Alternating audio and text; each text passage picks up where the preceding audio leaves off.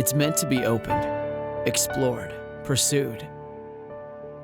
It's made to be read, reread, applied, and used. The sword of the Spirit, the Word of God, with wisdom, life-changing, to lead us on. It's made for guidance, to teach us His ways, showing what's true, right, and worthy of praise. It's meant to be hidden deep in our hearts, daily examined as the morning starts. No greater glimpse of God do we have, a lamp to our feet and a light to our path.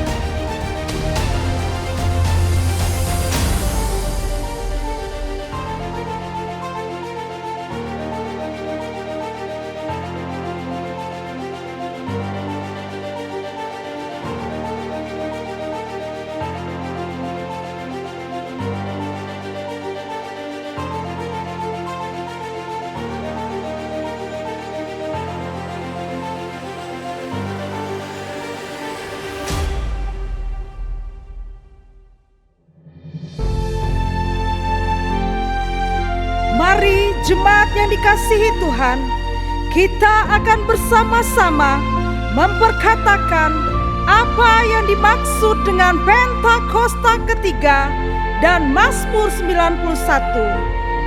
Apa yang dimaksud dengan Pentakosta ketiga? 1. Pentakosta ketiga adalah pencurahan Roh Kudus yang dahsyat di zaman ini, melebihi yang terjadi di Azusa Street. 2. Pentakosta ketiga akan mengakibatkan penuaian jiwa yang terbesar dan yang terakhir sebelum Tuhan Yesus datang kembali. 3. Pentakosta ketiga akan membangkitkan generasi Yeremia, yaitu anak-anak muda yang dipenuhi Roh Kudus, cinta mati-matian kepada Tuhan Yesus, tidak kompromi terhadap dosa, dan akan bergerak untuk memenangkan jiwa. 4. Pentakosta ketiga lahir di Indonesia dan bergerak ke bangsa-bangsa. Gerakan ini dari timur ke barat dan akan kembali ke Yerusalem. 5. Pentakosta ketiga akan memberikan kuasa untuk menyelesaikan amanat agung, dan setelah itu Tuhan Yesus akan datang kembali. Dan mari bersama kita sepakat dan percaya mendeklarasikan firman Tuhan yang tertulis dalam Mazmur 91. Dalam lindungan Allah, orang yang duduk dalam lindungan yang maha tinggi dan bermalam dalam naungan yang maha kuasa akan berkata kepada Tuhan, tempat perlindunganku dan kubu pertahananku, Allahku yang kupercayai. Sungguh Dialah yang akan melepaskan engkau dari jerat penangkap burung, dari penyakit sampar yang busuk. Dengan kepaknya Ia akan menudungi engkau, di bawah sayapnya engkau akan berlindung. Kesetiaannya ialah perisai dan pagar tembok. Engkau tak usah takut terhadap kedahsyatan malam, terhadap panah yang terbang di waktu siang, terhadap penyakit sampar yang berjalan di dalam gelap, terhadap penyakit menular yang mengamuk di waktu petang. Walau 1000 orang rebah di sisimu dan 10.000 di sebelah kananmu, tetapi itu tidak akan menimpamu.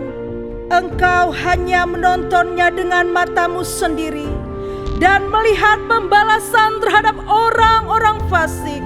Sebab Tuhan ialah tempat perlindunganmu, yang maha tinggi telah kau buat tempat perteduhanmu. Malapetaka tidak akan menimpa kamu, dan tulah tidak akan mendekat kepada kemahmu. Sebab malaikat-malaikatnya akan diperintahkannya kepadamu untuk menjaga engkau di segala jalanmu. Mereka akan menatang engkau di atas tangannya, supaya kakimu jangan terantuk kepada batu. Singa dan ular tedung akan kau langkahi. Engkau akan menginjak anak singa dan ular naga. Sungguh hatinya melekat kepadaku, maka aku akan meluputkannya. Aku akan membentenginya, sebab ia mengenal namaku. Bila ia berseru kepadaku, aku akan menjawab. Aku akan menyertai dia dalam kesesakan. Aku akan meluputkannya dan memuliakannya. Dengan panjang umur akan kukenyangkan dia, dan akan kuperlihatkan kepadanya keselamatan daripadaku. Haleluya! Amin. Mari kita sorakan haleluya. Dan kita berikan tepuk tangan yang terbaik buat Tuhan kita. Puji nama Tuhan. Shalom Bapak Ibu Saudara yang dikasihi Tuhan. Saya kena percaya bahwa setiap kita sadar, sehebat apapun kita menjalani kehidupan kita dengan kekuatan dan kemampuan kita, tidak akan pernah melebihi saat kita menjalani hidup kita karena kemurahan dan anugerah Tuhan. Amin. Oleh sebab itu, setiap kita yang sadar bahwa hidup ini adalah anugerah, mari pakai setiap kesempatan yang ada untuk melakukan kebenaran Tuhan dan untuk menyenangkan hati Tuhan. Yang mau kita kasih tepuk tangan yang terbaik buat Tuhan kita. Haleluya. Sama-sama kita berdoa. Semua karena kemurahan dan kebaikan-Mu ya Tuhan. Semua karena perkenanan dan anugerah yang luar biasa dalam kehidupan kami. Dalam setiap hidup kami mau menyatakan bahwa Engkaulah Allah kami, Raja kami, yang bertahta dan berdaulat dalam hidup kami. Terima kasih ya Tuhan. Ini ucapan syukur kami kepada-Mu.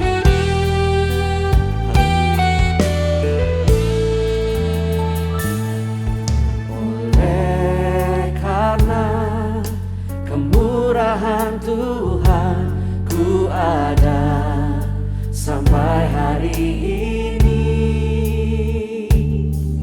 Oleh karena kebaikan Tuhan, janji-Mu terjadi bagiku.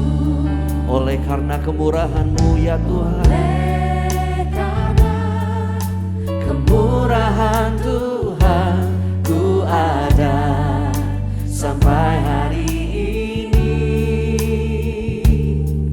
Oleh karena kebaikan Tuhan, janji-Mu terjadi bagiku.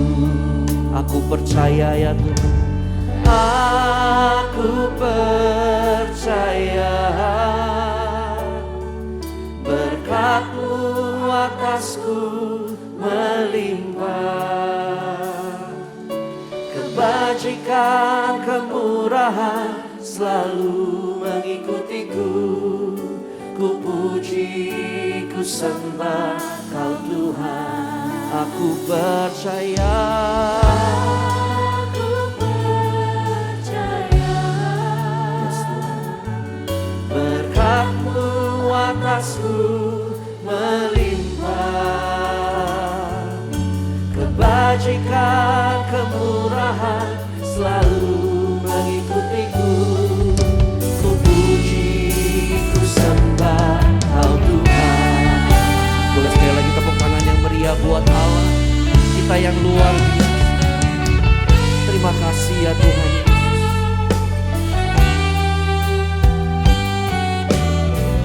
Oleh karena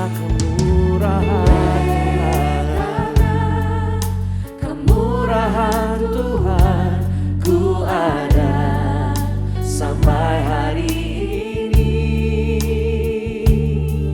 Oleh karena kebaikan Tuhan, janji-Mu terjadi bagiku. Aku percaya,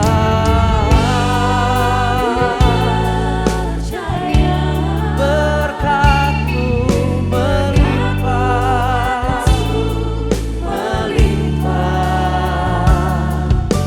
kebajikan kemurahan selalu mengikutiku. Ku puji, ku sembah. Aku percaya,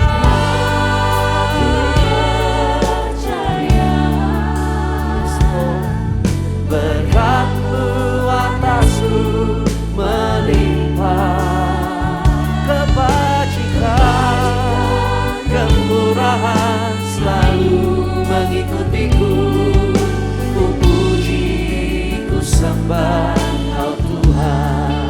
Mari jemaat Tuhan nyatakan, aku percaya berkat-Mu atasku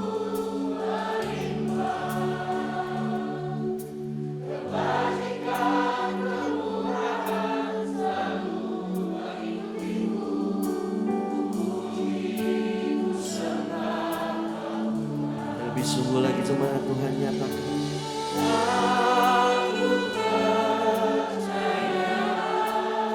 berkat-Mu melimpah atas setiap kami ya Tuhan.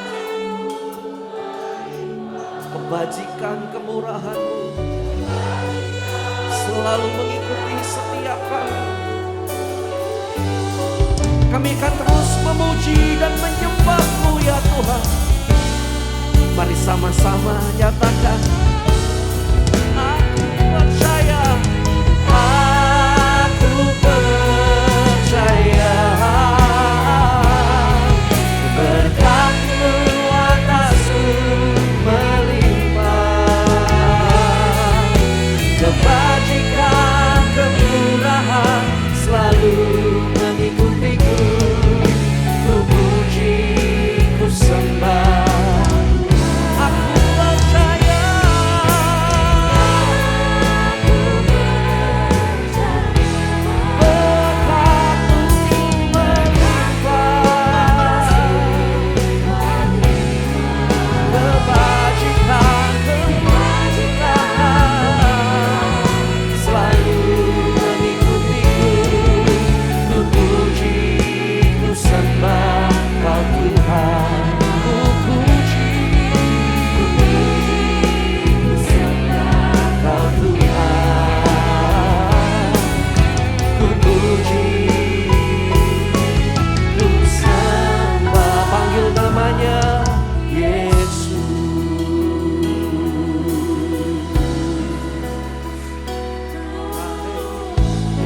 bersyukur kepadamu Tuhan.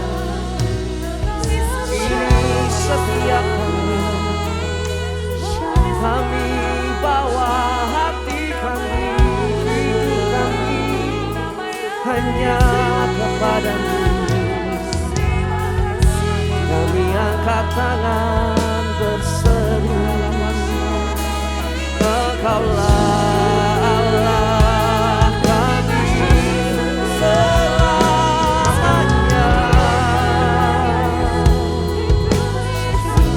Bukan karena kami kuat, bukan karena kami hebat, kami ada sampai hari ini.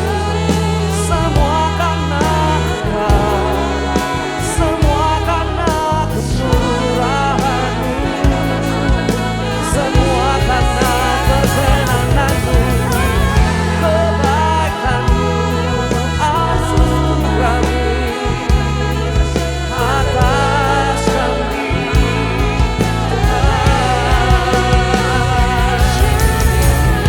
Takkan pernah berhenti kami memuji, menyembah-Mu, Allah kami yang hebat, Bapa kami yang baik selamanya.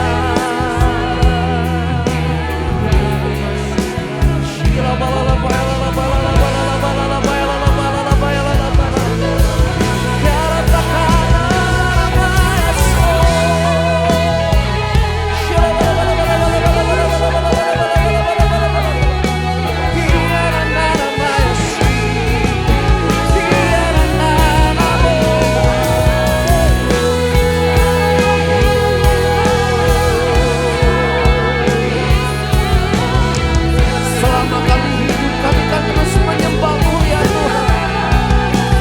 Selama kami bernafas, hanya Engkau-lah Allah kami satu-satunya. Tiada yang lain Tuhan Yesus.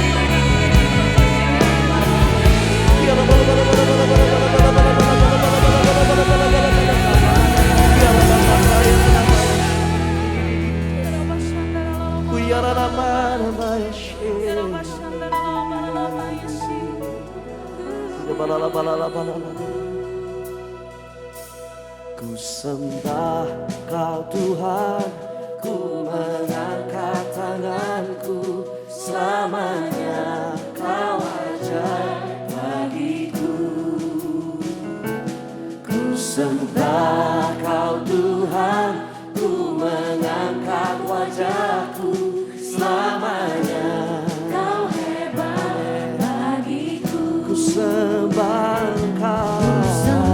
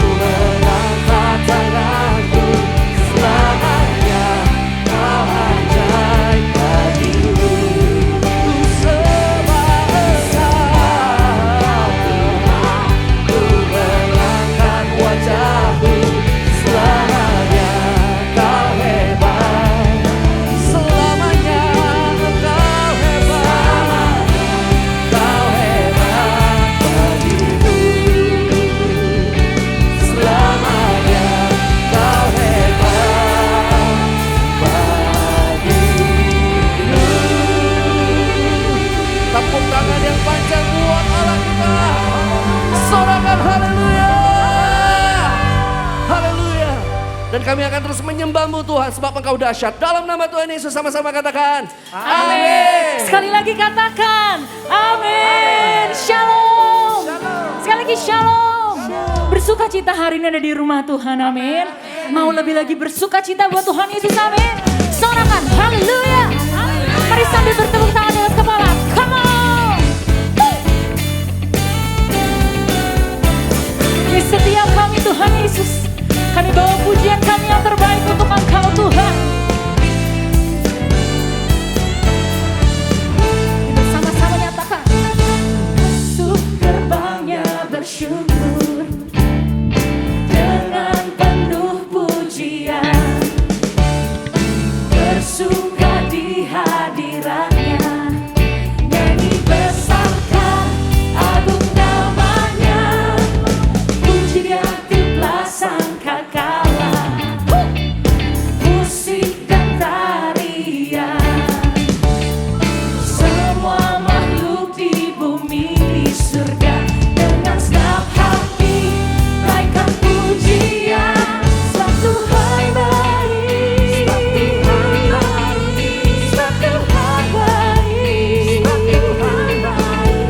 sebab Tuhan baik, anugerahnya kekal selamanya.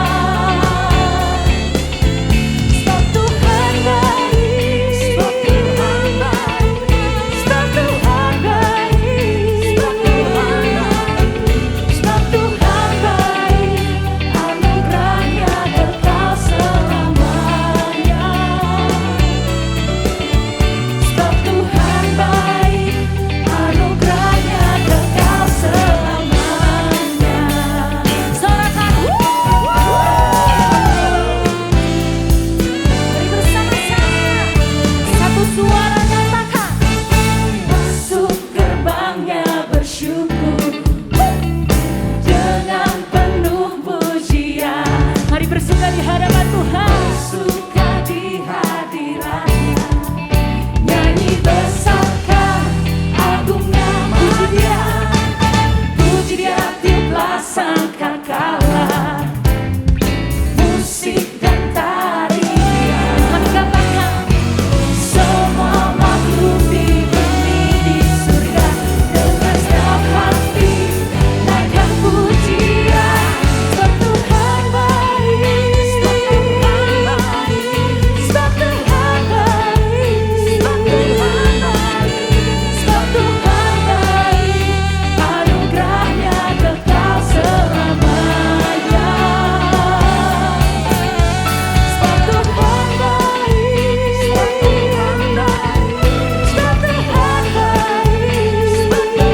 baik, sebab Tuhan baik, anugerahnya kekal selamanya. Katakan, sebab Tuhan baik, anugerahnya kekal selamanya. Sebab Tuhan baik, sebab Tuhan baik, sebab Tuhan baik, anugerahnya kekal selamanya. Sebab Tuhan baik, sebab Tuhan baik, sebab Tuhan baik, sebab Tuhan baik, anugerahnya kekal selamanya. Sebab Tuhan baik, anugerahnya kekal selamanya. Mari kasih tepuk tangan buat Tuhan Yesus yang terbaik bagi Dia, amin. Siapa di sini yang percaya bahwa kita punya Tuhan yang baik, anugerahnya kekal selama-lamanya, amin. Mari bersama-sama angkat tanganmu di hadapan Tuhan. Sorakan haleluya. Mari sambil angkat jempolmu di hadapan Tuhan, katakan sebab Tuhan baik. Angkat dua jempol. Sebab Tuhan baik, sebab Tuhan baik. Kami imani Tuhan Yesus. Sebab Tuhan baik,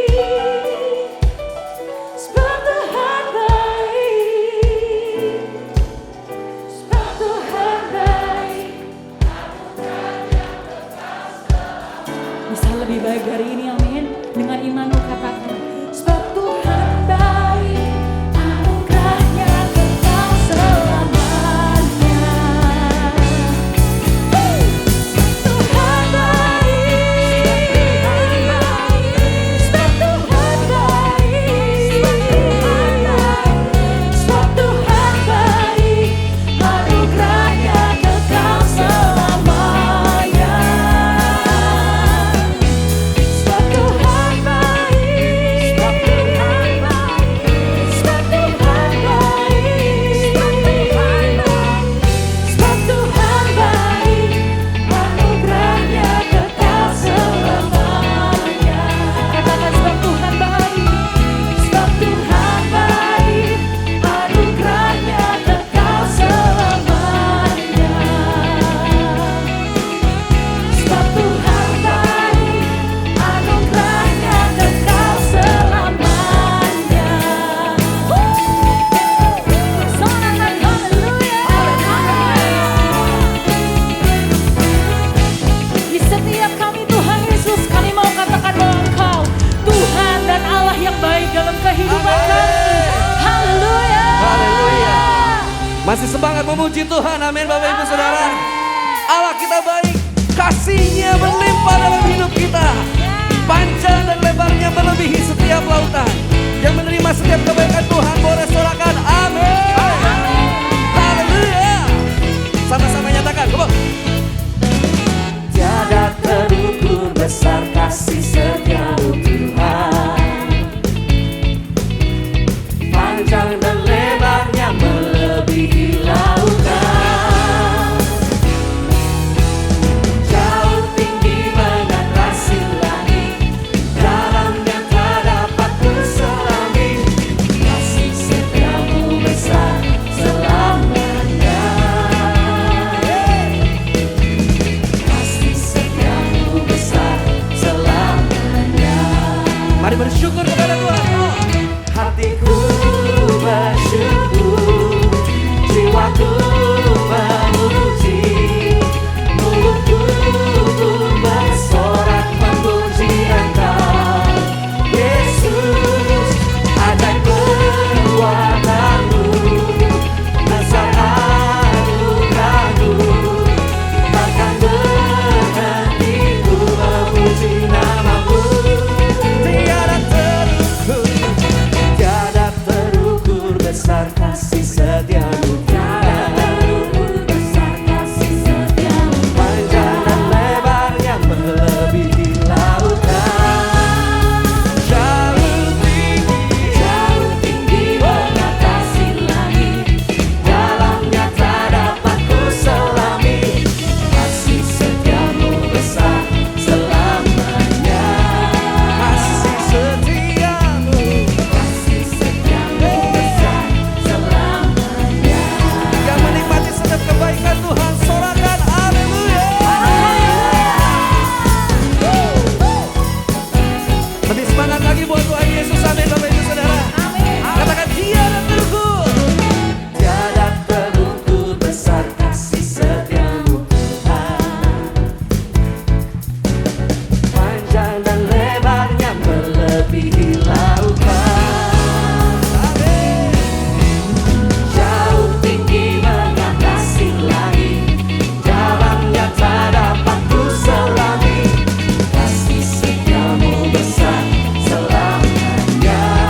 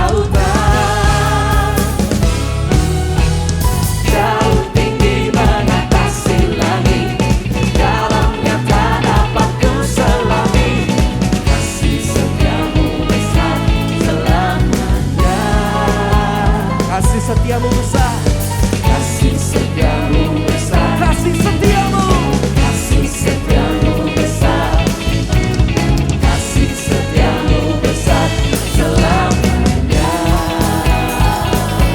yang percaya sorakan.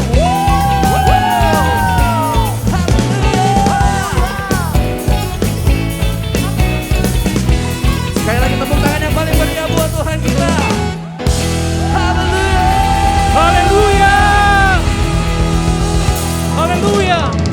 Saat ini ya Tuhan, kami berdiri dan mengangkat tangan kami atas bangsa kami Indonesia Tuhan.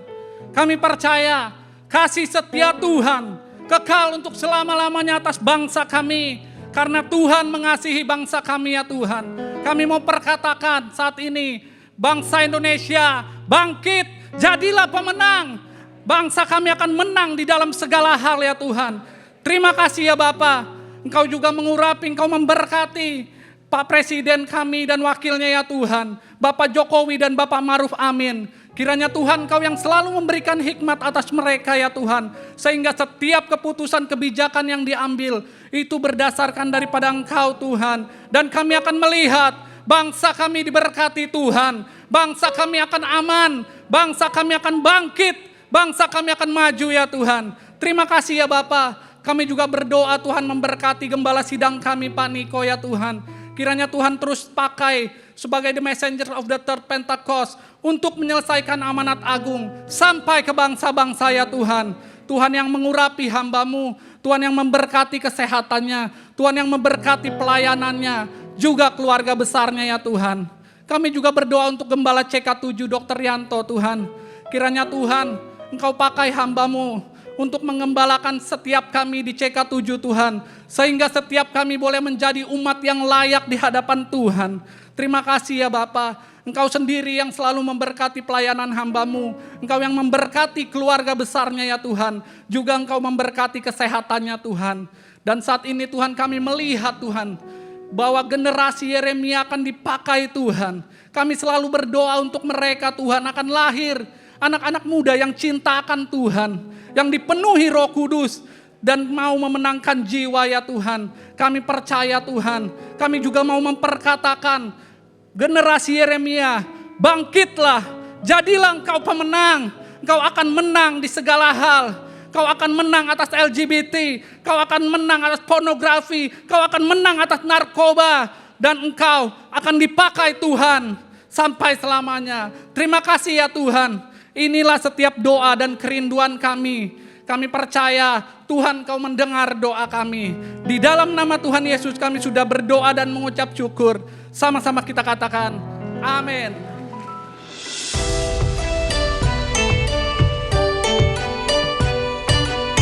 Shalom, Gembala dan seluruh pengerja GBI PRJ Grup CK7 mengucapkan Kongsi Sinien Kuaile. Kita memasuki tahun baru dengan bangkit dan jadi pemenang. Gembala dan seluruh pengerja CK7 serta jemaat Tuhan mengucapkan terima kasih kepada Evangelis Indri Pardede yang telah memberkati kita semua melalui penyampaian pesan firman Tuhan pada hari ini. Tuhan Yesus memberkati ibu dan keluarga berlimpah-limpah. Amin. Berikut kami sampaikan beberapa pengumuman. Ibadah Raya via live streaming hari Minggu tanggal 29 Januari 2023 pukul 7, 9, 11.30, 14, dan 16.30 waktu Indonesia Barat akan dilayani oleh Evangelis Jimios.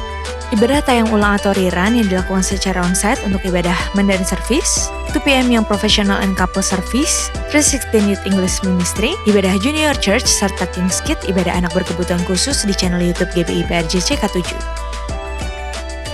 Untuk persembahan umum, kolekte, perpuluhan jemaat, ucapan syukur, dan lain-lain, dapat dilakukan melalui e-banking, mobile banking, ATM maupun online di website rekening persembahan CK7, BCA Cabang Tamrin, dengan nomor akun 206-333-8222 atas nama GBI PRJ.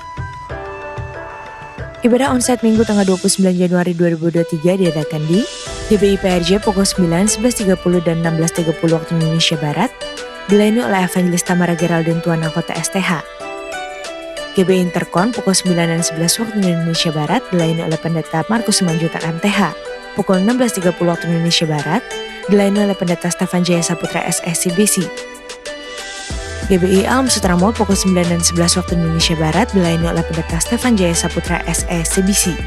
Pukul 13 dan 16.30 waktu Indonesia Barat dilayani oleh Pendeta Rubin Ong. GBI PRJ Pluit pukul 9 dan 11 waktu Indonesia Barat dilayani oleh Pendeta Rubin Ong. GBI PRJ Mandarin pukul 9 waktu Indonesia Barat dilayani oleh Pendeta Dr. Yanto Simko Putra MD PhD.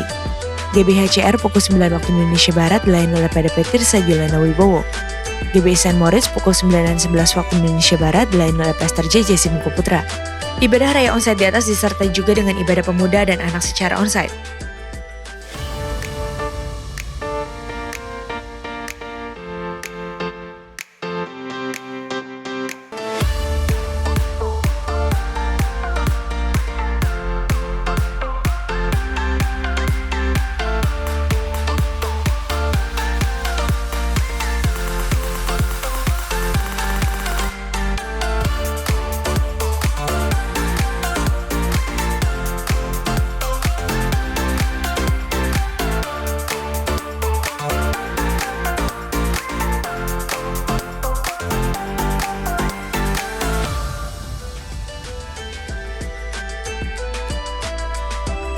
Sehubungan dengan libur cuti bersama dalam rangka Hari Raya Imlek, maka diinformasikan untuk doa fajar, menara doa, dan Bible study diliburkan.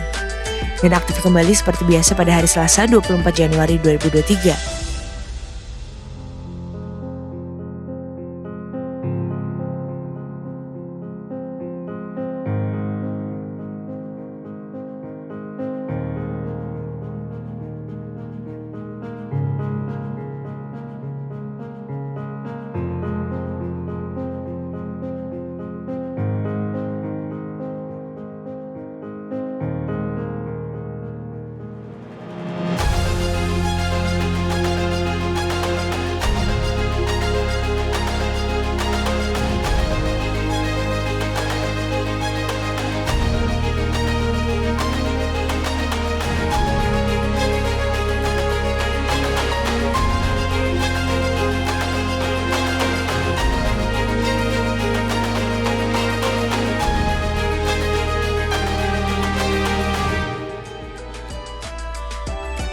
Belumlah terlambat kami mengucapkan selamat tahun baru 2023 bagi seluruh keluarga Kul CK7 yang dikasihi Tuhan Yesus. Firman-Nya di dalam Ratapan 3 ayat 22-24 mengatakan, "Tak berkesudahan kasih setia Tuhan, tak habis-habisnya rahmat-Nya, selalu baru setiap pagi. Besar kasih setiamu. Tuhan adalah bagianku, kata jiwaku. Oleh sebab itu aku berharap kepadanya." Hal apa yang akan terjadi di tahun 2023 bagi umat-Nya saat berharap kepada Tuhan kita? Itulah yang akan kita dapatkan melalui pesan Gembala, mengawali tahun yang baru, tahun 2023. Temukan jawabannya dengan mengikuti Kul Online CK7 bagi Bapak Ibu yang belum tertanam di Kul di bawah naungan CK7 pada hari Jumat 27 Januari 2023 pukul 19 sampai dengan 21 waktu Indonesia Barat dan hari Sabtu 28 Januari 2023 pukul 10 sampai dengan 12 waktu Indonesia Barat. Untuk link Zoom, meeting ID, serta password dapat diklik langsung di apps GBI PRJ CK7 dengan modul Zoom Link atau dapat menghubungi nomor WhatsApp yang tercantum di layar Bapak Ibu sekalian. Untuk info rumah doa hybrid, pembukaan kelas KOM, baptisan selam, pembukaan kelas BP2N, dan lain-lain, dapat dilihat di website www.gbiprj.org atau follow Instagram @gbiprj. Sekian pengumuman pada hari ini. Terima kasih atas perhatian Bapak Ibu sekalian. Tuhan Yesus memberkati.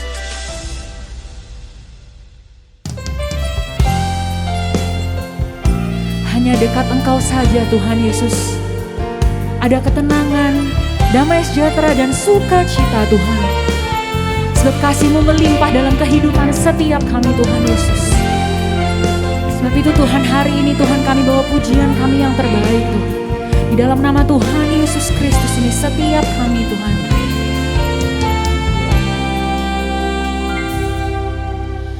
Ku berdiam dekat Bapa, semakin indah, indah ku rasa. Aku dilayakkan untuk memuji Dia. Kudus, kuduslah Raja segala raja. Ku bernyanyi bagi Dia, korban terindah akan ku sembahkan. Pujian ku naikkan, jiwaku bersorak, aku diangkat semakin dekat dengan Bapa. Dalam hadiratnya ku rasa bahagia, dalam hadiratnya ada damai dan sejahtera. Dalam hadiratnya ku temukan iman kekuatan, dalam hadiratnya ku temukan kasih-Nya.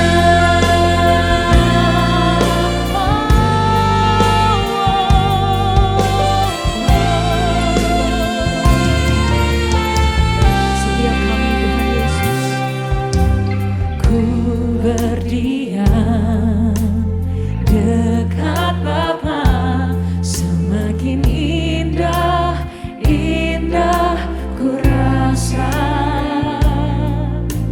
Aku dilayakkan untuk memuji Dia, kudus, kuduslah Raja segala raja.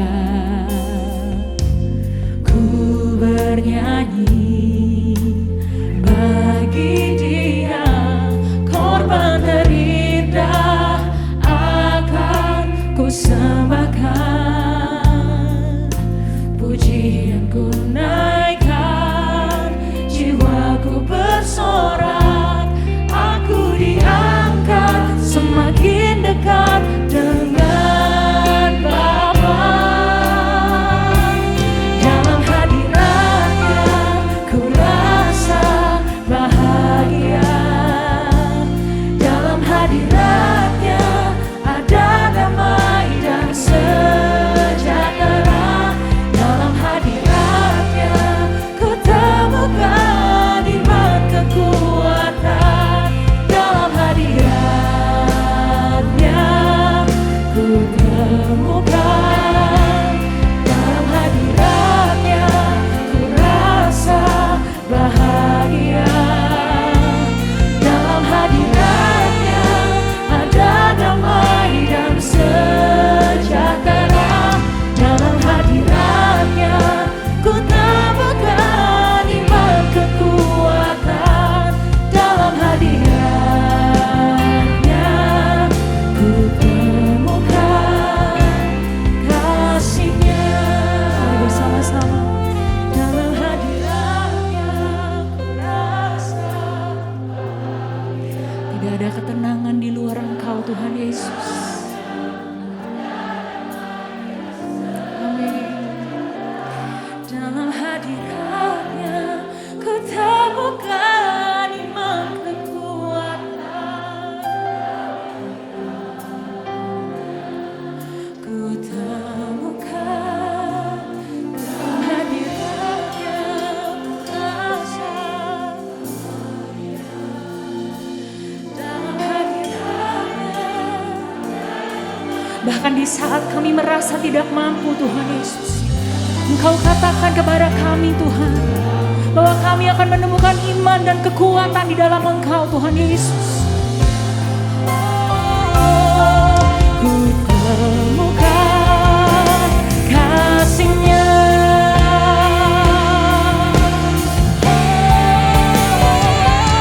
Dalam hadiratnya ku rasa bahagia, dalam hadiratnya ada damai dan sejahtera.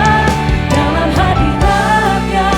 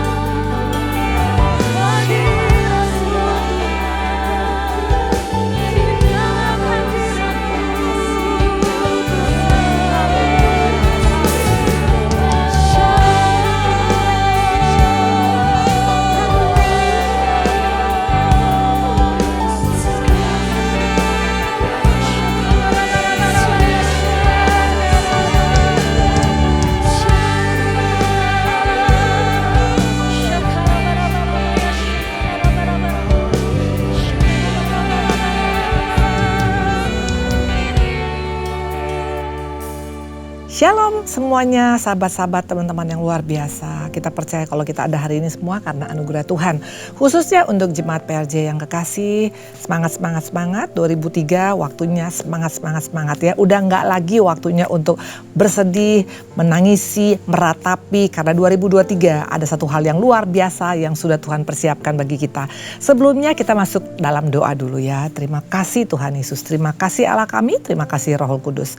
Bapa, hari ini kami akan mendengarkan apa yang menjadi pesan-Mu, berbicara pada setiap kami. Kami siap untuk membuka hati, kami siap untuk membuka telinga, kami siap untuk memberikan hati kami agar kami betul-betul hanya fokus kepada apa yang menjadi perkataan Tuhan. Bukan apa yang menjadi perasaan kami, pikiran kami, pendapat dunia. Tapi perkataan Tuhan adalah kekuatan kami, firman Tuhan adalah kebenaran, dan kami aminkan dalam hidup kami. Dalam nama-Mu kami mengucap syukur, haleluya, amin. Oke, kita akan masuk dalam Matius 1 ayat 1. Sebelumnya saya mengucapkan dulu ya, selamat tahun baru 2023 ya. Tahun yang baru, hati yang baru, semangat yang baru, dan apalagi berkat yang baru setiap hari. Pasti kita akan terima dari Tuhan. Kita buka Matius 1 ayat 1, demikian firman Tuhan. Inilah silsilah Yesus Kristus, anak Daud, anak Abraham. Saya ulang sekali lagi. Matius 1 ayat 1 dikatakan inilah silsilah Yesus Kristus, anak Daud, anak Abraham ya. Ayatnya singkat tapi tepat dan yang pasti powerful. Kenapa saya berkata begitu? Pesan Tuhan untuk setiap kita di 2023 ini. Kepada setiap kita yang mendengar pada saat ini. Ini pesan Tuhan ya. Nanti kita akan lihat ada 5 poin penting dari ayat yang singkat ini. Untuk sebagai pesan memasuki dan menjalani 2023 yang sudah siap untuk kita lalui, sudah siap untuk kita jalani ya. Nah dikatakan ada 5 poin. Poin yang pertama kalau kita lihat ya, dikatakan tadi dari mulai awal tadi Matius 1 ayat 1, inilah silsilah Yesus Kristus, anak Daud, anak Abraham. Apa yang kita dapat? Jelas dikatakan di sini ada 2 nama manusia, 2 pribadi disebutkan. Sebagai silsilah Yesus ada Abraham, ada Daud. Apa artinya ini? Artinya memang Tuhan kita sangat-sangat spesial kepada umatnya, kepada kita manusia ciptaannya ya. Dari awal Injil saja sudah dilibatkan ada 2 nama pribadi, Abraham dan Daud ya. Nah ini yang membedakan kita dengan ciptaan yang lainnya. Dengan binatang, dengan tumbuh-tumbuhan, dengan cakrawala. Karena dari awal Tuhan sudah melibatkan manusia sebagai ciptaan yang spesial di mata Dia. Itu yang akan kita lihat ya. Nah Daud dan Abraham jelas namanya sama-sama disebut, betul. Dan mereka tidak kebetulan, mereka adalah dari keturunan bangsa Israel, ya bangsa pilihan Tuhan. Dan memang Yesus kita lahir dari bangsa ini, betul. Nah mungkin kita berkata seperti ini, berarti firman Tuhan ini, firman Tuhan Matius 1 ayat 1 hanya milik orang Israel dong Bu Indri, hanya milik bangsa Israel dong Bu Indri. Kalau saya percaya Yesus yang kita sembah adalah Allah yang bukan eksklusif. Dia adalah milik semua orang yang mau percaya kepada Dia. Kenapa? Buktinya dia lahir saja di tempat yang sangat-sangat marginal, di tempat kandang binatang. Bahkan juga keluarganya dari keluarga tukang kayu. Bukan konglomerat besar, bukan pengusaha besar, bukan pejabat tinggi negara, bukan orang di pemerintahan, tapi lahir sebagai anak tukang kayu. Apalagi kalau kita lihat di sini juga dia dikatakan datang ke dunia ini bukan untuk menjadi selebritis, bukan untuk dapat spotlight di mana-mana, tapi melayani, bukan untuk dilayani. Satu lagi, dia juga mati di kayu salib, mati yang paling tidak terhormat, bersama-sama disejajarkan dengan penjahat-penjahat yang ada pada saat itu. Bahkan kuburan pun Tuhan tidak punya. Yesus tidak punya tanah kuburan. Sementara kalau kita lihat dunia ini belum lagi mencapai maut, kita sudah punya tempat mungkin di tempat-tempat tertentu yang mungkin bagus, yang mahal. Intinya sudah punya tanah kuburan sebelum maut menjangkau kita. Sementara Yesus sama sekali tidak punya kuburan. Dia mati disalibkan. Dia lahir sebagai anak tukang kayu dan di tempat yang sangat tidak layak, yaitu di tempat kandang binatang. Apa artinya? Artinya Tuhan kita adalah Allah yang inklusif, Allah yang bukan hanya milik kalangan tertentu, bukan hanya milik kalangan elit, kalangan orang kaya, kalangan sosialite. No, Tuhan kita milik semua kita, dan ini pengharapan yang luar biasa. Artinya di tempat ini jangan perkatakan saya nggak mungkin layak di mata Tuhan. Siapa bilang? Kita semuanya sangat dikasihi oleh Tuhan. Nah kita akan lihat lagi di sini ya. Nah kita akan lihat tadi dikatakan bahwa Matius 1 ayat 1 membuktikan bahwa Allah kita adalah Allah yang inklusif, bukan Allah yang eksklusif, bukan Allah yang hanya milik kalangan tertentu. Tergantung respon kita. Jadi hari ini bukan masalah Yesusnya terlalu jauh, gak mungkin bisa kita jangkau Bu Indri. Kalau dia adalah Allah, anak raja yang maha tinggi. Sementara saya hanya orang sederhana, orang marginal, orang gak punya apa-apa, orang papa, orang bodoh. No, bukan masalah perbedaan itu, tapi bagaimana respon kita, itu yang menentukan. Yang pertama bicara tentang Yesusnya inklusif, respon kita bagaimana. Kalau kita baca dalam Matius ada 4 ciri khas daripada respon dari dunia ini menghadapi Yesus, kelahiran Yesus ya. Yang pertama adalah gembala. Kalau kita lihat gembala ini adalah orang yang mewakili orang-orang sederhana di luar sana. Orang-orang sederhana, orang-orang kebanyakan tapi yang luar biasa. Waktu mereka dengar malaikat berkata, pergi ke Bethlehem, di sana lahir anak raja, anak Allah yang maha tinggi. Mereka tidak ada pakai tanya ini itu. Mereka dengan sangat-sangat tulus mereka datang menyembah Yesus sebagai raja dan mereka penuh dengan sukacita. Itu respon yang pertama. Sederhana, orang biasa-biasa tapi mereka antusias untuk bertemu dengan Yesus dan mengakui Yesus sebagai raja dalam hidupnya. Yang kedua adalah orang Majus. Ini respon yang kedua ya. Ini lebih meningkat ya. Mereka datang dari jauh untuk mencari Yesus, mengaku sebagai raja.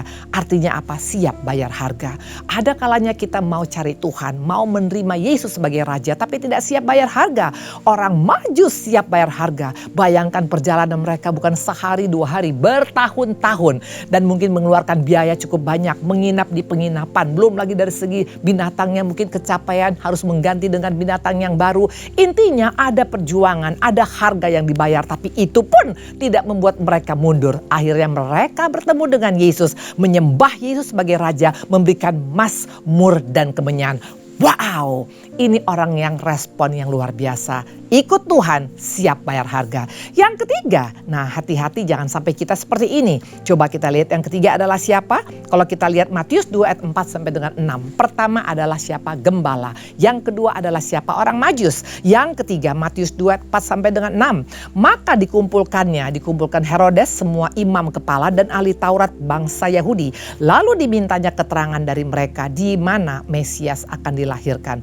Mereka berkata padanya, di Bethlehem di tanah Yehuda ya, karena demikianlah ada tertulis dalam kitab Nabi. Dan engkau Bethlehem tanah Yehuda, engkau sekali-kali bukanlah yang terkecil di antara mereka yang memerintah Yehuda, karena daripada mula akan bangkit seorang pemimpin. Jelas tahu titik koma tentang kelahiran Yesus, tahu persis di mana tempatnya, tahu persis siapa Yesus. Tapi yang luar biasa, tidak satu pun dari mereka bertemu dengan Yesus, menyembah Yesus, mengakui Yesus sebagai raja dalam hidupnya.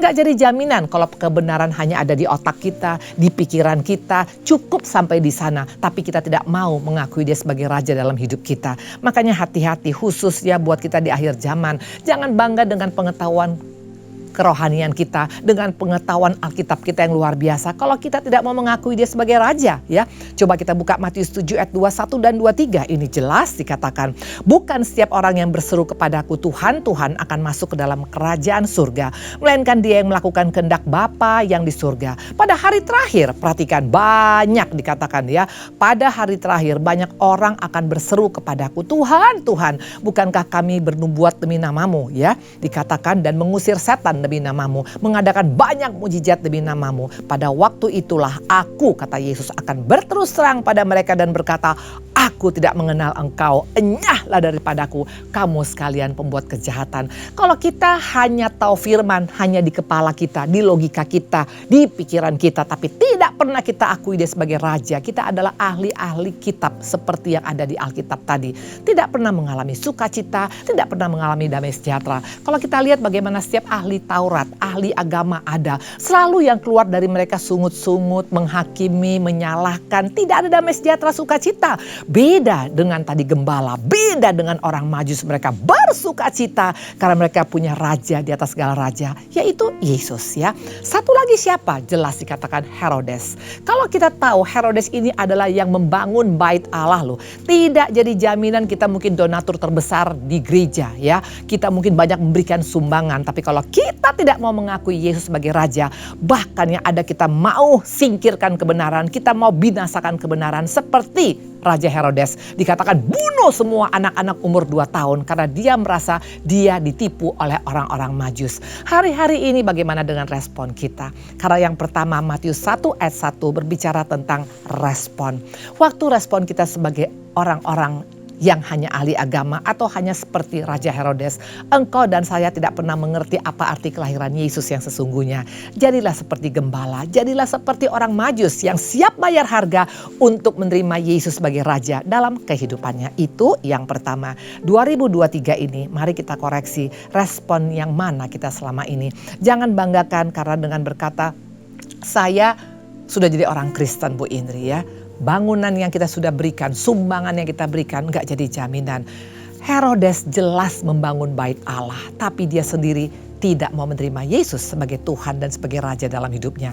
Saya mau kasih kesaksian sedikit. Dulu pun saya pernah seperti itu. Dulu saya pikir saya bisa memberikan yang terbaik bagi Tuhan, tapi dengan kompromi. Kami punya diskotik yang terbesar dan kami berikan hasil dari diskotik itu untuk pekerjaan Tuhan.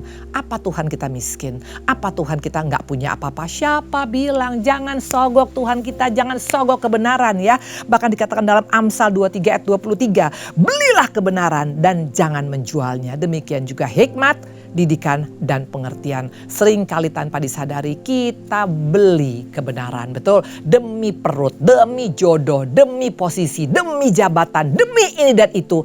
Kita beli kebenaran. Jangan seperti kita jual kebenaran. Maafkan saya ya, jangan jual kebenaran tapi belilah kebenaran. Karena beli kebenaran berarti siap bayar harga seperti orang-orang Majus. Itu yang pertama ya. Nah kita akan lihat sekarang yang kedua.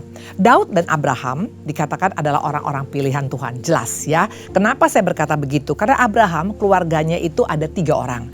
Dia punya papa namanya Terah, betul? Terah ini punya 3 anak, betul? Ada Abraham, ada Nahor, dan ada Haran. Artinya Abraham adalah orang pilihan Tuhan.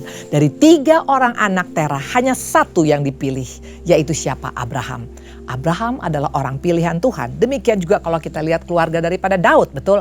Ada berapa keluarga Daud? Ada 8 orang anak-anaknya. Kita tahu kisahnya waktu Samuel datang, dia bilang sama Tuhan, bukan ini, bukan ini, bukan ini. Sampai terakhir Samuel berkata, apakah cuma ini saja anakmu? Ada 1 lagi, tapi masih tinggal di padang. Panggillah dia, kata Samuel. Nah artinya Daud dan Abraham jelas adalah orang-orang pilihan Tuhan, betul? Nah mungkin kita bilang, loh berarti Bu Indri hanya orang-orang Israel saja dong orang pilihan Tuhan. Karena mereka kan jelas orang Israel. Berarti kita bukan orang pilihan Tuhan. Salah besar. Ternyata bukan hanya mereka orang pilihan Tuhan. Setiap kita pun di tempat ini tahun 2023 perhatikan. Engkau dan saya harus yakin bahwa kita adalah orang-orang pilihan Tuhan. Mana buktinya? Buka 1 Petrus 2 ayat 9 sampai dengan 10. Yang berkata ini bukan orang yang tidak pernah melakukan kesalahan. Bukan orang yang suci dan kudus yang tidak pernah melakukan dosa. Siapa dia? Petrus. Kita tahu Petrus adalah orang yang 3 kali menyangkal Tuhan. Dia bahkan sampai mengutuki Yesus dengan berkata, aku tidak kenal dengan dia. Ya, wow, ini bukan orang yang bagus, ini bukan orang yang oke menurut kita, ini bukan orang yang sempurna. Tapi dia berani mendeklarasikan bahwa dia adalah orang pilihan Tuhan. 1 Petrus 2 ayat 9 sampai dengan 10. Tetapi kamulah bangsa yang terpilih, imamat yang rajani, bangsa yang kudus, umat kepunyaan Allah sendiri. Supaya kamu memberitakan perbuatan-perbuatan yang benar dari Dia. Yang telah memanggil kamu keluar dari kegelapan kepada terangnya yang ajaib. Yang dahulu bukan umat Allah tapi yang sekarang telah menjadi umatnya. Yang dahulu tidak dikasih tapi sekarang beroleh kasih belas kasihan. Amin, amin, amin. Inilah kita. Ya jadi pesan Tuhan yang kedua hari ini. Selain respon kita yang mana? Yang kedua kita adalah orang-orang pilihan Tuhan. Makanya jangan pernah terkena intimidasi oleh si jahat dengan berkata engkau orang yang sudah afkir, yang sudah tidak punya masa depan. Siapa bilang kita orang pilihan Tuhan, umat kesayangan Tuhan? Dan yang berkata adalah Petrus. Kalau yang berkata ini orang yang sempurna, yang imannya sempurna, yang perbuatannya gak pernah salah, mungkin kita merasa minder, betul.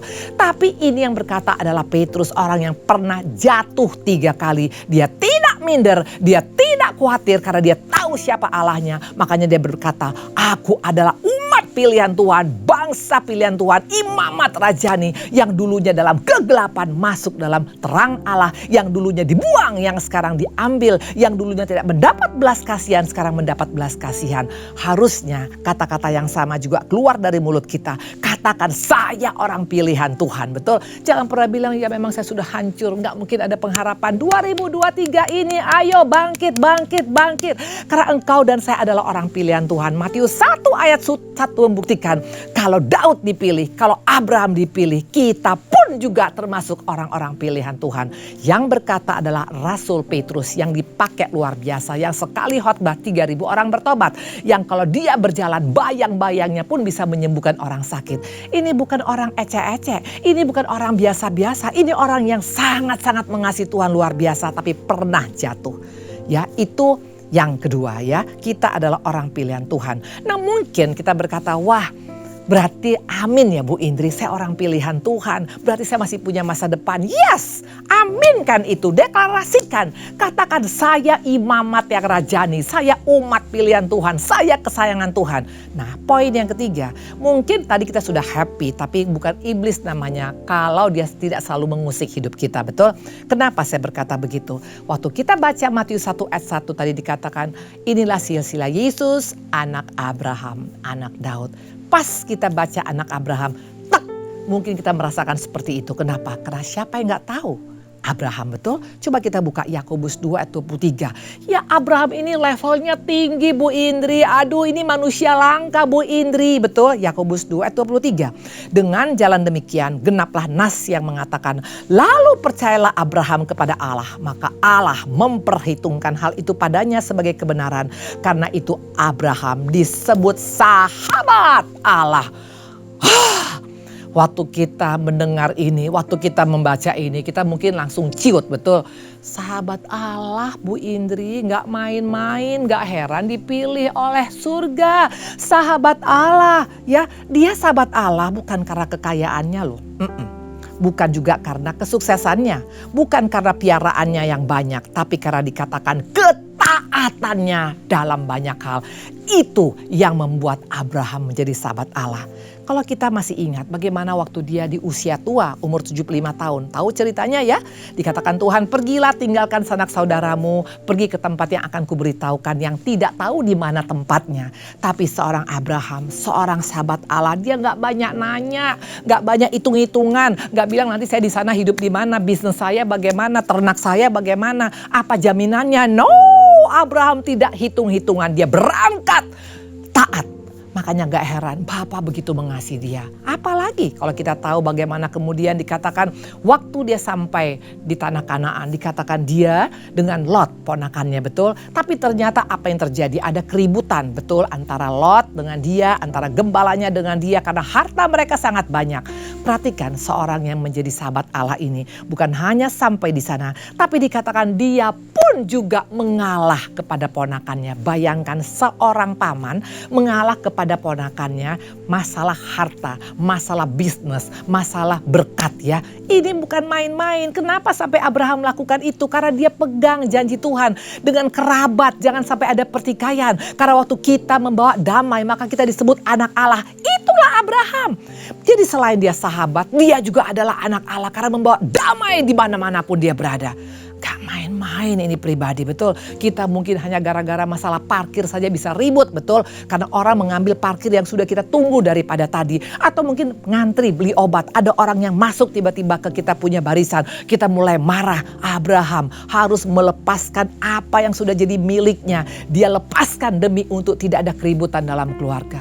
Kalau bukan karena sahabat Allah tidak mungkin. Kalau bukan karena anak Allah tidak mungkin. Sahabat Allah ini luar biasa. Itulah Abraham. Makanya mungkin kita bilang kalau Abraham dipilih ya wajar Bu Indri. Karena memang dia begitu luar biasa. Apalagi satu lagi waktu mempersembahkan anak yang dikasihnya. Bayangkan anak yang ditunggu 100 tahun loh.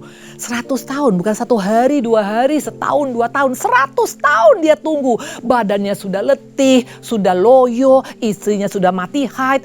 Waktu pas punya anak diminta lagi oleh Tuhan. Pertanyaan, apakah dia marah sama Tuhan? Apakah dia komplain? No, bahkan dia serahkan. Dia pergi ke gunung, dia bawa anaknya dan siap untuk dia serahkan.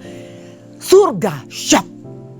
karena tidak menyangka Abraham luar biasa. Itulah Abraham.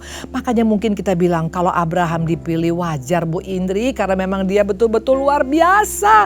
Tapi saya jauh Bu Indri, jauh sekali. Boro-boro saya bisa menyerahkan Ishak. Ini Ishak bicara tentang apa yang paling kita sukai. Mungkin hobi kita, mungkin harta kita, mungkin orang yang kita kasih, mungkin pekerjaan kita, bahkan mungkin pelayanan kita yang sudah selama ini kita rintis. Tuhan bilang kasih kepada si A.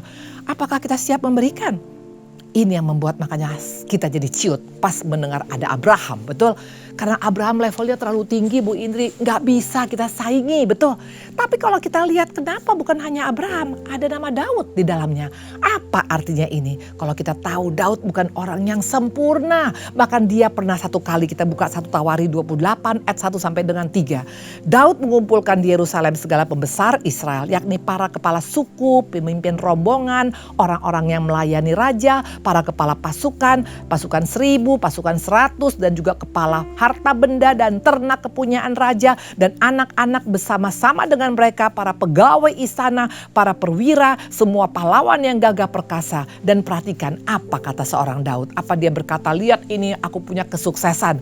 Perhatikan, dengarlah saudara-saudaraku dan bangsaku. Aku bermaksud hendak mendirikan rumah perhentian untuk tabut perjanjian Tuhan dan untuk tumpuan kaki Allah kita. Juga aku telah membuat persediaan untuk mendirikannya. Tapi Allah berfirman padaku, engkau tidak akan mendirikan rumah bagi rumahku sebab engkau seorang prajurit yang telah menumpahkan darah.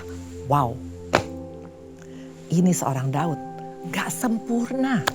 Kita tahu bagaimana dia pernah melakukan pembunuhan berencana karena dia mau istri daripada anak buah dia yang bernama Uria, betul. Bahkan dia juga memotong kepala Goliat. Tangannya penuh dengan darah, penuh dengan dosa. Makanya dia gak layak membangun bait Allah dan Daud mengakui itu. Tapi yang luar biasa, kenapa tetap masih dimasukkan dalam silsilah Yesus? Bahwa Yesus adalah keturunan daripada Daud juga. Kalau tadi Abraham mungkin kita no problem. Karena Abraham adalah pribadi yang sempurna menurut kita, betul. Melakukan ketaatan dan sangat mengasihi Tuhan dan siap melakukan apapun untuk Tuhan. Tapi Daud jatuh bangun dalam dosa. Kenapa? Masih dimasukkan dalam silsilah Yesus. Itulah kebiasaan daripada Tuhan kita. Makanya hari ini 2023. Jangan pernah mau terintimidasi dengan iblis yang berkata engkau sudah kartu mati. Engkau tidak akan mungkin diampuni oleh Tuhan. Allah kita selalu membuka pintu untuk kita. Untuk kita datang kembali kepada dia. Betul, karena ingat siapa kita? Yohanes 1 ayat 12. Tetapi semua orang yang menerimanya diberinya kuasa supaya menjadi anak-anak Allah. Yaitu mereka yang percaya dalam namanya. Kalaupun kita pernah jatuh dalam dosa, kita akui, kita kembali kepada Bapa, dia tetap memberikan kita kesempatan. Makanya gak heran dalam Matius 1 ayat 1, ada Abraham, pribadi yang menjadi sahabat Allah, menjadi anak Allah. Tapi ada juga seorang Daud, ya, dikatakan yang sering jatuh bangun dalam dosa, tapi juga merupakan anak Allah. Kita bukan anak gampang, kita bukan anak bekas karena tidak ada bekas anak, betul? Yang ada bekas suami mungkin atau bekas istri, tapi bekas anak tidak pernah ada. Karena itu makanya Daud sangat percaya, walaupun dia pernah jatuh bangun, selama dia datang kembali kepada Bapa, dia bisa diperkenankan lagi. Nah itu yang spesial tentang kita, Tuhan kita hari ini, betul? Nah, dikatakan kalau kita lihat ini, coba ya, kelebihan daripada Daud, dia tahu siapa bapaknya dan dia tahu siapa dirinya. Kita lihat kalau seorang Daud, apa modal dia? Nah, ini saya bawa ya. Ya sebenarnya harusnya kecapi ya, tapi kalau saya cari kecapi agak berat, jadi saya beli aja ini gitar kecil ya, melambangkan apa yang dilakukan oleh Daud. Daud tidak memakai alat yang canggih, Daud tidak memakai alat yang hebat kesannya, yang wah mungkin sound system yang luar biasa. Tapi dia sangat percaya bapaknya mendengar penyembahannya yang datang dari hati yang tulus. Kenapa? Karena Daud tahu dia adalah anak Allah. Daud tahu bahwa Bapa sayang dengan dia, maka dia tidak ragu sedikit pun untuk datang masuk dalam hadirat Tuhan. Waktu dia berperang, saya mau tanya, kalau menghadapi musuh dengan rudal, dengan F-16, dengan mungkin nuklir, wah siapa yang gak pede, betul. Tapi seorang Daud hanya dengan ketapel. Bayangkan ketapel seperti ini bisa mengalahkan Goliat yang besarnya luar biasa. Kalau bukan karena anak Allah, kalau bukan karena kuasa sebagai anak Allah, mana mungkin dia bisa mengalahkan Goliat. Daud tahu persis dia adalah orang spesial daripada Tuhan.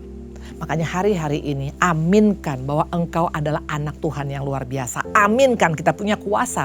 2023 ini masalah kita bisa kita kalah bahkan dengan ketapel sekalipun. Mungkin di kanan kiri depan kita ada masalah ekonomi, ada masalah sekarang goncangan rumah tangga, sakit penyakit apapun. Engkau dengan kecapi kecil, engkau dengan ketapel, selama kita lakukan itu dengan hati yang tulus pada Tuhan, kita pasti akan mendapat kemenangan. Dan akhirnya kita tahu Daud menang bukan karena dia yang berperang. Tapi siapa yang berperang? Jelas yang berperang adalah Tuhan kepada dia. Mana ayatnya? Coba kita lihat. Kita lihat di tempat ini dikatakan ayatnya di sini, ada ayatnya bahwa yang berperang adalah Tuhan ya, bukan lagi kita yang berperang ya. Nah di sini mari kita lihat sekarang. Sering kali kadang-kadang kita nggak percaya diri ya. Nah waktu dikatakan Goliat ya, ingat iblis selalu mengintimidasi, betul. Intimidasinya sering kali membuat kita soak, betul. Nah kita ingat bagaimana waktu itu intimidasi daripada si iblis. Coba kita buka 1 Samuel 17 ayat 43 sampai 44. Orang Filistin itu berkata kepada Daud, ingat iblis jago intimidasi. Makanya kalau engkau tidak sadar ini, kita nggak heran gampang down, gampang siut. Orang Filistin berkata pada Daud, anjingkah aku maka engkau mendatangi aku dengan tongkat. Lalu demi para allahnya orang Filistin mengutuki Daud. Pula orang Filistin berkata kepada Daud, hadapilah aku maka aku akan memberikan dagingmu pada burung-burung di udara dan kepada binatang-binatang di padang. Di padang, betul? Ini intimidasi yang tidak main-main. Ya iblis bisa menyerang kita melalui apa? Mungkin melalui karakter kita, melalui pikiran kita, melalui hati kita, melalui perasaan kita. Dia menyerang harga diri kita. Percuma kau, buktinya kau tidak dianggap oleh mereka. Kena harga diri kita. Dia juga bisa menyerang latar belakang kita. Buktinya kau pernah masuk penjara, kau pernah bercerai, kau pernah gagal. Dia juga bisa menyerang kesehatan kita. Mana? Gak sembuh-sembuh sampai sekarang. Dia juga bisa menyerang latar belakang kita, menyerang keluarga kita. Buktinya suamimu aja gak setia, istrimu aja gak sayang, anak-anakmu aja gagal. Dia bisa menyerang masa lalu kita, dia bisa menyerang kegagalan kita. Intinya dia bisa menyerang semua aspek kehidupan kita. Tapi seorang Daud, apakah dia ciut? Perhatikan ayat seorang yang tahu dirinya siapa. Anak Allah, sahabat Allah. Perhatikan ayat 43 sampai 47. Tapi Daud berkata pada orang Filistin, engkau mendatangi aku dengan pedang dan tombak dan lembung. Tapi aku mendatangi engkau dengan nama Tuhan semesta alam, Allah segala barisan Israel yang kau tantang hari ini ya. Nah hari ini juga Tuhan akan menyerahkan engkau dalam tanganmu. Dan aku akan mengalahkan engkau, memenggal kepalamu. Hari ini juga aku akan memberikan mayatmu dan mayat tentara orang Filistin pada burung-burung di udara, kepada binatang-binatang liar, supaya seluruh bumi tahu bahwa Tuhan yang menyelamatkan, bukan dengan pedang ya. Ini luar biasa.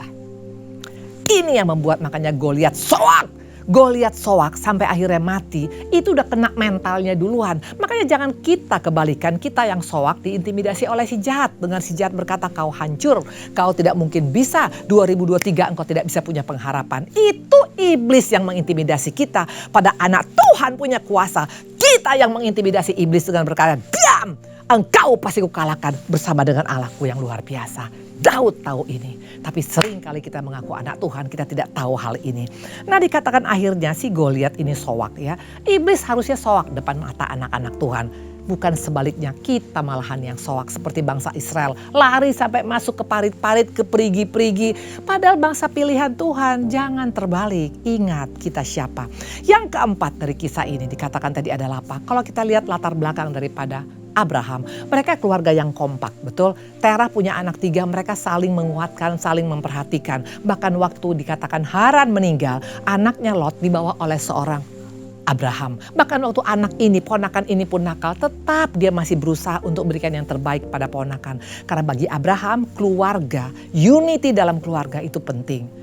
Terbalik dengan seorang Daud. Daud kita lihat, papa mama aja udah gak sayang sama Daud. Abang-abang menghina Daud, istri gak menghormati, anak mau menggulingkan dia. Bahkan mertuanya sendiri mau membunuh dia. Keluarga yang total berbeda. Jangan marah waktu engkau punya keluarga mungkin yang tidak seperti kau harapkan. Kenapa papa saya gak peduli Bu Indri? Kenapa istri saya gak hormat? Kenapa suami saya jahat Bu Indri? Please lah, waktu engkau punya keluarga yang tidak ideal menurut kita, jangan tolak, jangan marah, jangan kecewa. Daud melalui keluarga yang seperti itu bisa dipakai oleh Tuhan loh. Gak semua seperti keluarga Abraham yang kompak. Saya juga mengalami hal yang sama. Sejak ayah dan ibu saya meninggal tahun 1991, kami dalam keluarga yang tidak pernah bersama-sama. Hari ini tepatnya 32 tahun kami sudah tetap tidak pernah bersama-sama. Apakah gara-gara itu membuat saya marah kepada Tuhan? Kenapa Tuhan? Kita nggak bisa pilih keluarga, tapi percayalah, walaupun mungkin engkau tidak punya keluarga yang ideal, Tuhan bisa berkarya melalui keluarga tidak ideal sekalipun. Daud tidak pernah dicintai oleh keluarganya, maka dia pernah berkata, sekalipun ayah dan ibuku meninggalkan aku, tapi Tuhan tidak pernah meninggalkan aku. Nah, hari-hari ini bagaimana dengan kita? Nah, satu lagi yang terakhir adalah apa dari kisah ini? Kalau kita lihat yang terakhir, apa yang membuat makanya Tuhan nggak menolak seorang Daud? Kalau dipikir-pikir banyak dong kekurangan, keluarga nggak kompak, ya banyak sekali handicap daripada Daud. Kalau Abraham keluarganya bersatu, unity, wajar. Udah gitu selalu taat, betul. Tapi Abraham yang perang, ya penuh dengan darah, selingkuh, betul. Dan juga dalam keadaan keluarganya juga bukan keluarga yang ideal. Kenapa Tuhan tetap memilih Daud? Karena Tuhan melihat hati. Ini modal kita 2023. Hari-hari ini jangan hanya investasikan bagaimana saya punya investasi perusahaan saya biar semakin maju. Bagaimana supaya saya punya karir semakin maju. Yuk kita evaluasi hati kita. Mana buktinya Tuhan melihat hati. 1 Samuel 16 ayat 7. Waktu itu seorang Samuel hampir salah. Yesus berkata, Allah berkata kepada Samuel, jangan pandang parasnya atau perawakan yang tinggi sebab aku menolaknya. Bukan yang dilihat manusia, yang dilihat Allah. Manusia melihat apa yang di depan mata, tapi Tuhan melihat hati. Daud hatinya menyenangkan hati Allah. Mungkin kita bilang, apa Bu Indri orang yang mengasihi Tuhan gak bisa jatuh? Bisa lah. Daud kurang apa mengasihi Tuhan, dia juga bisa jatuh. Tapi yang membedakannya kalau kita mengasihi Tuhan, waktu kita kembali kepada Tuhan, waktu kita pengen mendekat pada Tuhan, tangan kanan Tuhan yang menopang kita, sehingga kita waktu jatuh gak sampai tergeletak. Nah, sebagai ayat terakhir dikatakan di sini, mana bukti hati tulusnya Daud? Yang pertama, dia mengakui kesalahannya. Yang kedua, dia tidak jaim depan para pembesar. Para dia punya ajudan, para orang-orang panglima-panglimanya, dia akui, aku gak layak membangun bait Allah karena tanganku penuh darah. Jangan lari dari kenyataan, akui kesalahan kita. Walaupun mungkin orang bisa mencibir dengan berkata, dia pernah gagal, dia pernah hancur, dia pernah buat dalam dosa. Siapa takut? Seorang Daud, dia mengaku di hadapan orang-orang penting di istananya. Yang ketiga adalah apa? Daud tetap bersyukur. Kalau engkau baca dalam Mazmur 136, hampir seluruh ayat dia berkata bahwasanya Tuhan itu baik. Selama-lamanya dia baik. Jelas dia punya masalah sampai tidak main-main. Betul? Tapi gak pernah sekalipun dia berkata Tuhannya gak baik. Karena dia tahu di balik ketidaknyamanan yang dia alamin, Tuhan gak pernah meninggalkan dia. Dan yang keempat, Daud siap bayar harga. Waktu anaknya akibat perselingkuhan dengan Batseba mati, dia tidak marah sama Tuhan, tapi dia belajar dari kesalahan. Dan yang terakhir, Daud dikatakan sangat tidak mau kehilangan terkoneksi dengan Tuhan.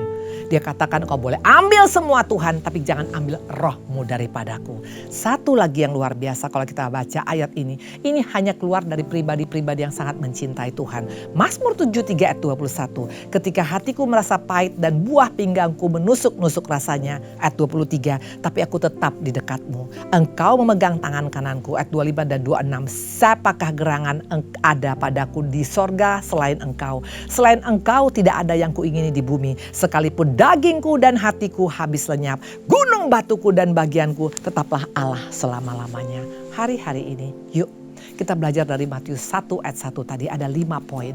Yang pertama dikatakan adalah apa?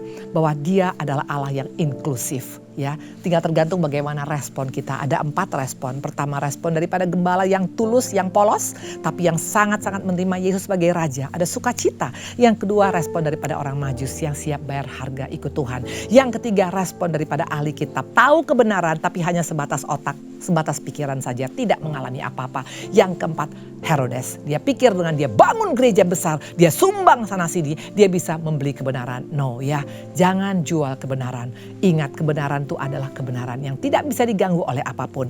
Yang kedua dikatakan ingat kita orang pilihan Tuhan. Yang berkata adalah siapa? Seorang Petrus yang pernah jatuh berkali-kali. Kita imamat rajani, kita bangsa pilihan, kita adalah kesayangan daripada Tuhan. Jangan terusik dengan si jahat. Yang ketiga dikatakan ada Abraham yang taat. Tapi ada Daud juga yang penuh dengan banyak gejolak dan kekerasan. Tapi tetap Tuhan pilih. Kenapa? Karena dikatakan Tuhan mengasihi kita, kita adalah anaknya. Yang keempat, kita gak bisa pilih keluarga kita. Kalaupun kita mendapat keluarga yang tidak sesuai dengan harapan kita, jangan marah, jangan kecewa. Karena melalui keluarga yang bermasalah sekalipun, kita bisa memuliakan Tuhan.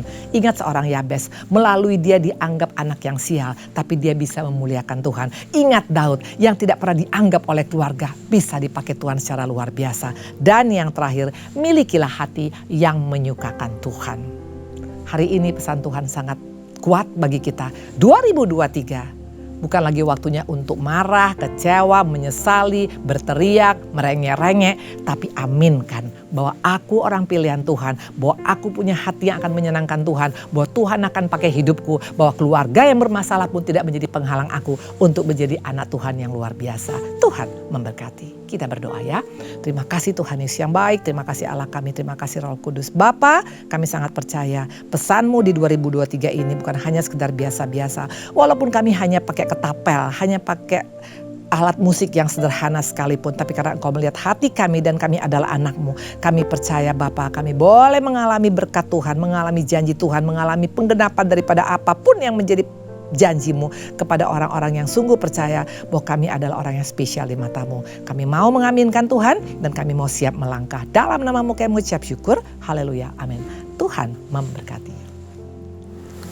Terimalah berkat yang berlimpah-limpah dari Allah Bapa, kasih karunia di dalam anaknya yang tunggal, Yesus Kristus, persekutuan yang manis dengan Roh Kudus menyertai kita mulai saat ini, sampai Tuhan Yesus datang kembali untuk kedua kalinya, menjemput kita di awan-awan yang permai, bahkan untuk selama-lamanya. Semua yang percaya katakan amin. Tuhan memberkati saudara-saudara sekalian, and God bless you all. Shalom saudara, Tuhan Yesus berfirman dalam Lukas 6 ayat 36, hendaklah kamu murah hati sama seperti Bapamu adalah murah hati. Dalam edisi Voice of Pentecost hari ini, kita akan membahas mengenai memberi dalam kemurahan hati. Tahukah saudara, memberi dalam kemurahan hati bukan hanya bersifat horizontal di antara sesama manusia, namun juga bersifat vertikal kita kepada Tuhan. Pemberian secara vertikal ini bukan berarti secara literal memberikan langsung kepada Tuhan, melainkan melalui gereja sebagai wakil Tuhan yang merupakan institusi yang sah dan valid untuk mengelola segala bentuk persembahan jemaat yang mereka berikan sebagai persembahan kepada Tuhan, guna perluasan pekerjaan Tuhan dan kerajaannya di muka bumi. Dalam Malayaki 3 ayat 10, bangsa Israel diperintahkan untuk membawa persembahan ke dalam rumah perbendaharaan atau bait Allah. Dalam Markus 12 ayat 41-44, Tuhan Yesus memperhatikan orang-orang yang memberi di bait Allah. Pada masa gereja mula-mula di Kisah Rasul 4 ayat 32-37, jemaat membawa persembahan mereka ke hadapan rasul-rasul, dan pada prinsipnya Tuhan Yesus mengajarkan kita untuk memberi persembahan kita ke dalam rumah ibadah atau gereja. Dalam 2 Korintus 8 ayat 1-5, Rasul Paulus memuji jemaat Makedonia bahwa meskipun dalam berbagai penderitaan, sukacita mereka malah meluap. Meskipun mereka sangat miskin, namun mereka sangat kaya dalam kemurahan hati. Sehingga mereka dapat memberi bahkan melampaui kemampuannya. Pemberian yang melampaui logika dan melampaui hitung-hitungan ekonomi manusia hanya dapat dilakukan karena kemurahan hati. Kemurahan hati ini berasal dari pengenalan akan kasih karunia Tuhan, bahwa Ia yang oleh karena kita menjadi miskin, sekalipun Ia kaya, supaya kita menjadi kaya oleh karena kemiskinannya. Dan untuk membuat semua itu terrealisasi, Tuhan Yesus rela mati untuk kita karena Dia mengasihi kita. Alkitab berkata dalam Yohanes 15 ayat 13-14a, tidak ada kasih yang lebih besar daripada kasih seorang yang memberikan nyawanya untuk sahabat-sahabatnya. Kamu adalah sahabatku. Karena Tuhan Yesus lebih dahulu mengasihi kita dan kita mengasihi Dia, inilah yang mendorong kita untuk memberi dalam kemurahan hati. Bagi orang yang suka hitung-hitungan, akan sulit memahami konsep kemurahan hati. Hal ini dapat kita lihat dari apa yang disampaikan oleh Tuhan Yesus ketika pemilik kebun anggur membagikan upah yang sama. masing-masing 1 dinar kepada para pekerja yang bekerja di kebun anggurnya, mulai dari yang masuk terakhir hingga masuk terdahulu. Mereka yang masuk bekerja terdahulu protes dan merasa diperlakukan tidak adil, sekalipun pemilik kebun anggur sudah memberikan upah sesuai dengan kesepakatan. Mengapa mereka protes? Karena iri hati. Mereka yang tidak memiliki kemurahan hati akan cenderung menjadi iri hati. Bagaimana dengan kita? Bukankah sama seperti jemaat Makedonia dan jemaat Korintus, kita juga telah mengenal kasih karunia Tuhan Yesus? Adakah pengenalan akan kasih karunia tersebut membuat kita menjadi kaya dalam kemurahan hati sehingga kita dapat memberi melampaui kemampuan, bahkan pemberian yang melampaui logika? Prinsip memberi dalam kemurahan hati seharusnya diterapkan dalam keseharian hidup suami istri dalam rumah tangga. Memberi dalam kemurahan hati dilandasi karena suami dan istri saling mengasihi, karena kasih Kristus telah mengikat mereka. Paulus dengan inspirasi Roh Kudus dalam Efesus 5 ayat 25 menyatakan, "Hai suami, kasihilah istrimu sebagaimana Kristus telah mengasihi jemaat dan telah menyerahkan dirinya baginya." Kalau dirinya sendiri saja rela diserahkan bagi istrinya, bukankah materi, harta, dan lain-lain sebenarnya menjadi hal yang terlalu kecil untuk diberikan? Selain itu, contoh praktek memberi dalam kemurahan hati sudah dipraktekkan di gereja kita GBI Jalan Gatot Subroto dalam memberikan persembahan sulung setiap tahun. Bukan dengan paksaan, tetapi menurut kerelaan hati dan kekayaan kemurahan hati dari jemaat. Persembahan sulung adalah berkat dari Tuhan, yaitu seluruh gaji dan penghasilan yang kita terima di bulan Januari dan kita persembahkan di bulan Februari. Tanpa kemurahan hati, tidak mungkin seseorang akan memberikan persembahan sulung kepada Tuhan. Sudah banyak kesaksian dari orang-orang yang memberikan persembahan sulung dari kemurahan hatinya, yang membuktikan pemeliharaan dan penyertaan Tuhan senantiasa ada. Bahkan mereka menerima berkat berkelimpahan. Kita percaya Tuhan memperhitungkan mereka yang taat melakukan firman-Nya. Memberikan persembahan sulung menjadikan kita pribadi-pribadi yang semakin diperkaya dalam kemurahan hati dan semakin merasakan kasih karunia Tuhan. Untuk penjelasan lebih lanjut dari tim teologi kami, saudara dapat scan QR Code yang tersedia. Selamat memberi dalam kemurahan hati dan Tuhan Yesus memberkati.